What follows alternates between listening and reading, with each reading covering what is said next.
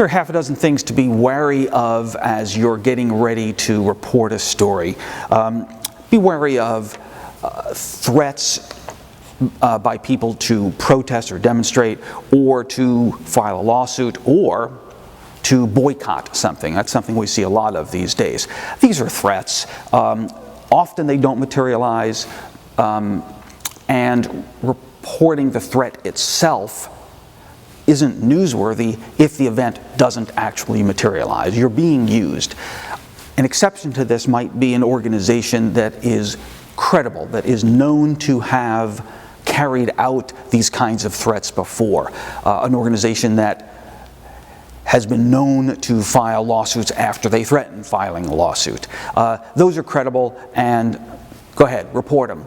Otherwise, be a little bit suspect. Secondly, be wary of people who claim to represent other people or who claim to speak for a large group. Maybe they do, maybe they don't. Maybe they've given a fancy name to a group, but it really isn't much of a group at all. We had an example of this several months ago. One of the networks interviewed a person representing a group with an interesting name called Ch7. The network was Fox. The name sounds good. She was advocating Jewish people leave the Democratic Party for the Republican Party.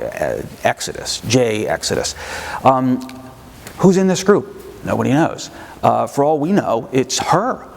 Now, my guess is that it's probably a couple of people more than that, but I doubt it's any kind of large organization. There is certainly no evidence to suggest it's a large organization. And that brings me to my third point. Just because a group has a website or a blog, or somebody has a self-published book or a video that they posted on YouTube, doesn't make them credible. A self-published author is really no different than anybody who stands at a Xerox machine photocopying pages of a book. You're not really published. Somebody on YouTube is not a filmmaker. Somebody with a website is not necessarily representative of a large group. Now, they might be. Check it out. Unless you know that group, you've heard of that group, or you know a person to be credible or expert in a certain subject, check it out. They might not be, and don't be influenced by what sounds like credibility.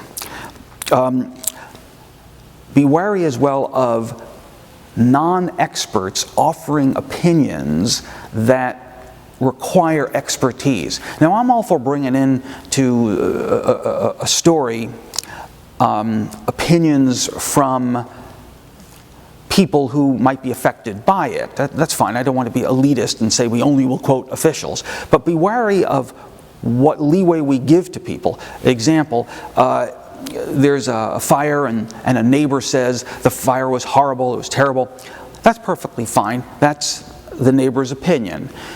If the neighbor says it was the worst fire in the city's history, well, you know what? Check it out.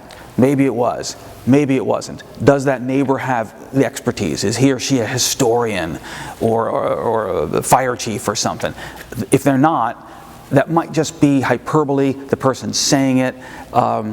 Check it out before you report it, even though you're attributing it to a person. That person's not an expert.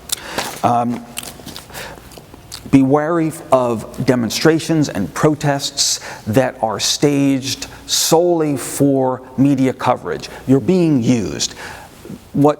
And the news organizations love protests. We love public demonstrations. But we have to cover these things because they are happening independently of us. If they're being staged just for our purposes, it's not news, it's fake. Likewise, be wary of protests and demonstrations that include just a handful of people. Organizations will often stage a protest because they know that News organizations love covering them. We're almost trained to cover them because usually they're legitimate. Usually they are newsworthy. But you go to a protest and it turns out it's just a handful of people. Really, what's the news value? My rule of thumb is that if the number of people at a protest is equal to the number of people I can fit into my house at a dinner party, then you probably oughtn't to cover the protest as news, unless you want to start covering the dinner parties at my house. So not all protests are equal, not all demonstrations are equal. Use judgment.